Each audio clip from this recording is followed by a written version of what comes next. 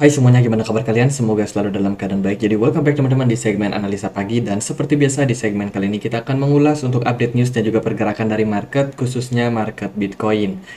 Hari ini kita berada di tanggal 29 Oktober 2023. Teman-teman, kita berada di hari Minggu ya, masuk weekend. Biasanya banyak yang udah taking profit, banyak yang menikmati masa liburan mereka. Apalagi market juga udah rally lumayan tinggi teman-teman, sampai ke 35.000. Dan tentunya ini bukan kabar yang buruk ya untuk investor yang sudah melakukan pembelian di bulan Oktober ini.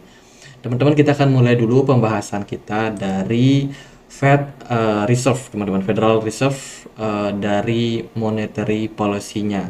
Ini adalah balance sheet dari Amerika Serikat, di mana tren penurunan terus terjadi. Dengan kata yang lebih sederhana adalah perputaran uang atau uang yang beredar, terutama untuk US dollar, saat ini terus mengalami penurunan. Ini merupakan sinyal positif. Kenapa? Karena tujuan dari The Fed saat ini adalah menurunkan inflasi ya, teman-teman. Jadi menurunkan inflasi itu berarti harus menurunkan perputaran ekonomi juga. Dan overall saat ini sudah mengarah ke hal tersebut. Jadi ini bisa dibilang merupakan indikasi yang positif. Tapi teman-teman juga harus pahami kalau menurunnya balance sheet ini juga akan berarti bahwa likuidasi di market akan semakin lama semakin berkurang. Market itu akan memilih aset mana yang bakalan menjadi prioritas, terutama dalam posisi sulit seperti sekarang ini. Kenyataannya, saham Amerika Serikat sudah mengalami penurunan yang sangat-sangat signifikan di kuartal ketiga ini. Kemudian ada beberapa aset yang juga masih menjadi pilihan. Yang pertama adalah US dollar karena kecenderungan inflasi masih cukup tinggi. Yang kedua ada gold atau emas, di mana peningkatan harga emas ini ditunjang sama potensial resesi yang lebih besar lagi terjadi, sehingga orang-orang akan menjadi aset yang lebih aman teman-teman untuk mereka jadikan sebagai investasi. Kemudian Bitcoin juga salah satu yang digadang-gadang menjadi gold 2.0 atau emas digital, dan ya Bitcoin sudah mengalami rally di pertengahan sampai akhir bulan Oktober ini, dan itu adalah beberapa good news yang kita bisa cermati untuk posisi market saat ini. Kemudian kalau kita lihat dari Fear and Greed Index saat ini berada dalam posisi greed teman-teman, berada di poin 65. Jadi secara overall kita bisa menemukan indikasi bahwa sekarang market lagi dalam posisi yang cukup rakus ya teman-teman. Pembelian itu cenderung agresif. Pembelian aset-aset seperti emas dan juga Bitcoin itu cukup agresif dari pasar sendiri, karena memang trennya lagi sedang bagus-bagusnya. Dan ini merupakan sebuah indikasi yang positif untuk pergerakan dari market ke depannya. Jadi itu outlook overall dari posisi market ya. Sekarang kita akan mulai pembahasannya dari beberapa news yang mungkin cukup penting dan berimpact terhadap market. Yang pertama ada Evergrande. Ini adalah perusahaan raksasa properti di China yang mana sudah mengajukan kebangkrutan. Saat ini mereka sedang pengen untuk merekonstruksi hutang-hutang yang mereka punya. Artinya mereka pengen untuk segera membayarkan hutang-hutang mereka kepada para kreditur. Tapi masalahnya uangnya nggak ada. Nah, mereka coba untuk cari alternatif lain bagaimana cara untuk mengatasi masalah tersebut. Dan ternyata dari kreditur saat ini itu banyak yang coba untuk menghalang-halangi tujuan dari Evergrande ini. Ya udah, mereka bangkrutin aja dah perusahaannya. Banyak kreditur yang pengennya seperti itu. Nah, tapi dari pihak Evergrande sendiri masih berupaya untuk merekonstruksi supaya mereka masih tetap bisa survive, sekaligus masih bisa membayarkan hutang-hutang para kreditur ini. Ini adalah upaya yang mereka lakukan, dan sekarang posisi daripada Evergrande dollar bond itu dalam posisi yang sangat turun dan menjelang poin 0, mendekati poin 0. Ini menandakan bahwa defisit keuangan dari Evergrande makin lama makin besar, dan tentunya ini sudah diambang kebangkrutan. Next, kita lihat dari berita yang lain. Ada berita dari Kraken yang akhirnya melakukan suspend untuk trading pair menggunakan USDT, DAI, WBTC, WETH, dan juga WAXL di Kanada. Jadi harus di take note, saat ini kondisi regulasi di Kanada itu benar-benar sangat ketat, di mana penggunaan stablecoin itu cenderung dipersulit. Kemudian juga ada beberapa token yang sifatnya wrap Bitcoin atau wrap it itu dihalang-halangi ya penggunaannya karena mungkin tidak menunjukkan bahwa koin tersebut itu punya underlying yang jelas, makanya dilarang teman-teman. Jadi saat ini sih yang dipakai adalah dolar Kanada yang paling relevan teman-teman. Jadi sebagian besar negara saat ini itu berupaya untuk mengurangi ketergantungan terhadap stablecoin, termasuk di dalamnya ada USDT, BUSD, dan juga USDC. Dan mereka lebih prefer untuk pakai mata uang negara mereka sendiri. Itulah kenapa di beberapa platform seperti Coinbase, bahkan di toko kripto sekarang itu udah pakai pair EDR, yang artinya adalah Indonesian rupiah. Jadi mereka lebih prefer untuk pakai fiat money daripada menggunakan stablecoinnya. Gitu, jadi arah market sekarang mengarah ke sana.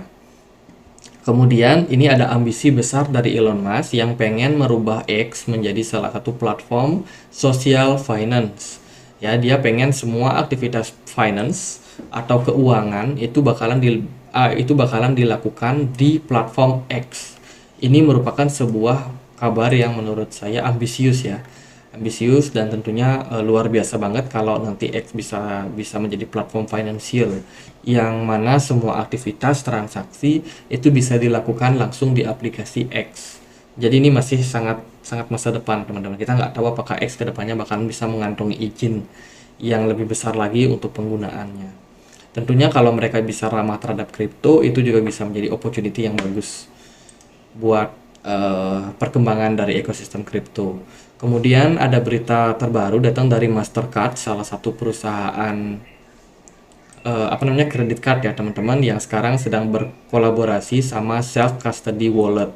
Jadi kabarnya mereka bekerja sama sama MetaMask sama Ledger untuk pengembangan dari Mastercard Plan ini teman-teman. Jadi mereka saat ini sedang coba untuk melobi pihak dari MetaMask dan juga Ledger guna untuk menyediakan layanan transaksi yang lebih memudahkan para investor, yaitu sih dengan menggunakan pembelian kripto atau memungkinkan pembelian kripto dengan Mastercard.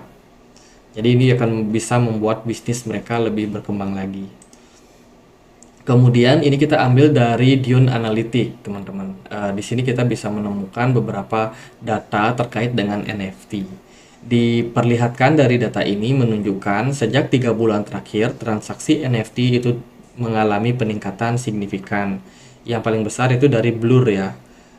Dari Blur, yang kedua itu ada dari OpenSea, sisanya ya kecil-kecil semua. Tapi peningkatan yang terjadi dalam beberapa hari terakhir ini itu ditunjang juga sama kondisi market yang cenderung bullish. Wah, ini menarik teman-teman, dimana ketika market Bitcoinnya bullish, ternyata transaksi NFT bukannya makin sedikit, justru makin banyak. Tapi kalau kita lihat dari posisi weekly, sebenarnya peningkatan yang terjadi itu masih sangat-sangat rendah kalau kita compare sama yang terjadi sebelum-sebelumnya. Jadi bisa dibilang meskipun sudah terjadi peningkatan volume, namun peningkatan ini belum terlalu signifikan. Ini beberapa data yang lain teman-teman dari daily volume yang ada di platform ataupun perdagangan NFT. Ya, semoga NFT juga bisa bullish ya dan juga memberikan impact yang positif terhadap pergerakan dari market. Kemudian ini ada berita dari VanEck yang baru saja memprediksi kalau Solana akan mengalami rally sampai 10.000%. Wah, ini terlalu bombastis sih menurut saya. Tapi target mereka itu di 2030. Artinya bukan bull run di 2024, teman-teman. Tapi kenaikannya masih akan potensi untuk tahun 2030 ya, dan ini sangat-sangat jauh. Kalau menurut saya sih teman-teman tidak perlu terlalu termakan sama berita ataupun prediksi-prediksi seperti ini. Tetap trading dengan kepala logis. Intinya nggak ada orang yang bisa memastikan sampai titik mana pergerakan dari Solana bakalan naik teman-teman, apalagi tempo waktunya sangat-sangat panjang ya.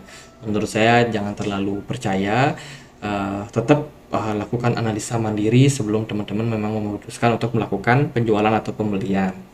Jadi kalau bisa naik 10.000% ya syukurlah teman-teman. Kemudian ada berita terbaru ini dari Yves Larus. Ini adalah CEO dari EOS Foundation, di mana beliau mengatakan bahwa saat ini EOS baru saja melakukan rekonstruksi menyeluruh untuk mengoptimalkan operasi dan juga dinamika saat pendanaan saat ini. Kalibrasi ulang strategi ini kemungkinan kami akan mempertajam fokus pada tujuan kami dan memastikan bahwa kami mengarahkan EOS menuju kesuksesan yang lebih besar. Jadi ini berita yang bisa dibilang bagus untuk EOS community, di mana dari developernya sendiri melakukan rekonstruksi. Semoga aja berhasil dan memberikan impact yang positif terhadap market. Ya, itu beberapa news yang cukup menarik. Satu lagi teman-teman, saya sendiri memantau pergerakan dari Grayscale, dan kabar yang saya temukan saat ini, Grayscale itu baru aja melakukan atau memposting ya soal beberapa project aset yang mereka sedang pantau. Ada Chainlink, ada Lido, Filecoin, Helium, Render. Teman-teman yang mungkin lihat video ini bisa langsung untuk melakukan research di 5 koin ini. 5 koin ini punya potensi yang bagus bila mana Grayscale nanti ada yang masuk juga.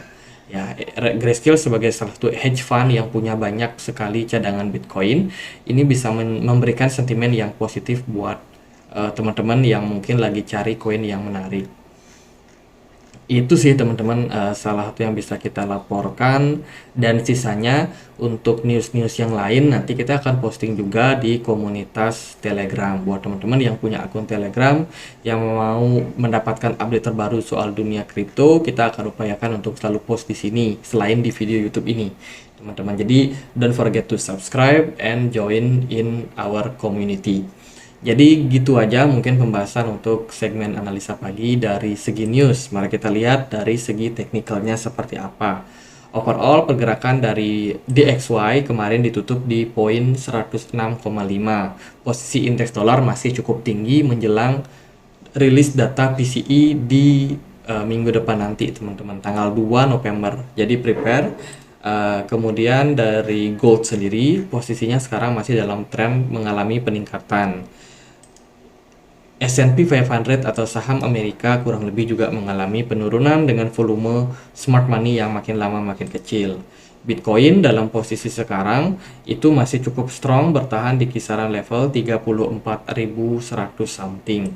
Bitcoin mengarah ke dalam fase koreksi, yang sebenarnya koreksi yang kita ekspektasikan ini cukup dalam teman-teman, sampai ke kisaran 31.000 atau 30 ribuan. Dan sepertinya market masih cukup antusias terhadap Bitcoin ya, dimana volume perdagangannya masih lumayan tinggi, smart money-nya masih oke, dan RSI-nya sendiri juga masih cenderung berada dalam level jenuh beli.